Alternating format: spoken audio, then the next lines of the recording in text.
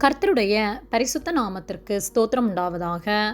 கர்த்தராகிய இயேசு கிறிஸ்துவின் நாமத்தில் உங்களுக்கு கிருபையும் சமாதானமும் உண்டாவதாக.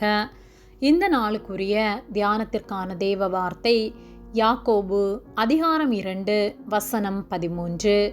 ஏனென்றால் இரக்கம் செய்யாதவனுக்கு இரக்கமில்லாத நியாய தீர்ப்பு கிடைக்கும்.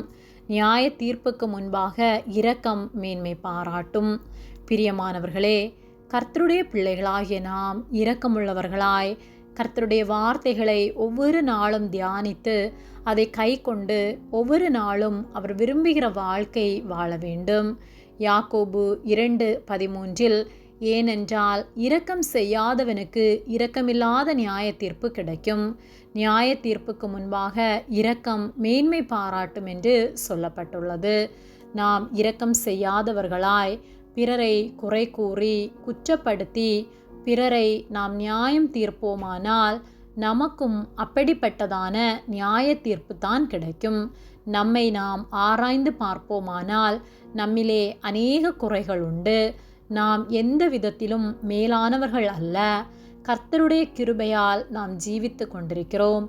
பாவிகளாகிய நம்மை அவர் மன்னித்து நமக்கு இறங்கி நம்மை வழி நடத்துகிற போது நாம் பிறரை குற்றப்படுத்தி காயப்படுத்தி பிறரை துன்புறுத்துவோமானால் நியாய தீர்ப்பு நாளில் நமக்கும் அப்படிப்பட்டதான நிலைமை உண்டாகும்.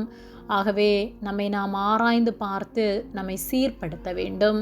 நாம் அளக்கிற அளவின்படியே நமக்கும் அளக்கப்படும். ஆகவே பிறரை காயப்படுத்தாமல் பிறரை குற்றம் சாட்டாமல் கர்த்தருக்கு உண்மையுள்ளவர்களாய் வாழ்வோம். நாம் அவருக்கு உண்மையாய் வாழும்போது நமக்கு எதிராக வருகிற எல்லா சத்துருக்களின் கிரியைகளையும் அவருடைய பலத்தினால் முறியடிக்க முடியும். சோதனைகள் வந்தாலும் அவருக்குள் உறுதியாய் நிலைத்திருக்க முடியும். கர்த்தருடைய வார்த்தைகளை தியானித்து கர்த்தருடைய வார்த்தைகளின்படி வாழ நம்மை ஒப்பு கொடுப்போம். கர்த்தர் நம் ஒவ்வொருவரையும் அவருடைய வார்த்தைகளை கை கொள்ள நமக்கு உதவி செய்து நாம் அவரோடு கூட நடக்க நம்மை ஒப்பு கொடுப்போம். கர்த்தராகிய இயேசு கிறிஸ்து இந்த உலகத்தில் மனிதனாய் வந்தபோது அநேகர் அவரை குற்றம் சாட்டினார்கள். ஆனால் பரிசுத்தரான அவர் ஒருவரையும் குற்றம் சாட்டாமல் ஒவ்வொருவரையும் மன்னித்து நாமும் அப்படியாக வாழ வேண்டும் என்று நமக்கு கற்றுத்தந்தார். அவருடைய பிள்ளைகளாகிய நாம் பிறரை நியாயம் தீர்த்து நமக்கு நாமே ஆக்கினையை வருவித்து கொள்ளாதபடிக்கு ஜாக்கிரதை உள்ளவர்களாய் கர்த்தர் விரும்புகிறபடி வாழ்வோம். அவருடைய அடிச்சுவடுகளை பின்பற்றி அவர் பிள்ளைகளாய் ஒவ்வொரு நாளும் வாழ்ந்து அவர் நாமத்தை மகிமைப்படுத்துவோம். ஆமேன். ஜெபம். எங்களை அதிகமாக நேசித்து வழிநடத்தி வருகிற எங்கள் அன்பின் பரிசுத்த பிதாவே, இந்த நாளையும் நாங்கள் காணும்படியாக நீர் எங்களுக்கு ஜீவனை தந்த அன்பிற்காக நாங்கள் உமக்கு நன்றி செலுத்துகின்றோம். நாங்கள் தியானித்த வார்த்தையின்படியே நாங்கள் ஒவ்வொரு நாளும் உமக்கு பிரியமாய் வாழவும் இரக்கமுள்ளவர்களாய் உம்முடைய வார்த்தைகளை கை கொண்டு அதன்படி நடக்க எங்களுக்கு உதவி செய்யும்படியாய் ஜெபிக்கின்றோம். பிறரை ஒருபோதும் நாங்கள் நியாயம் தீர்க்காதபடிக்கு எங்களை நீர் காத்து கொள்ளும்படியாய் ஜெபிக்கின்றோம்.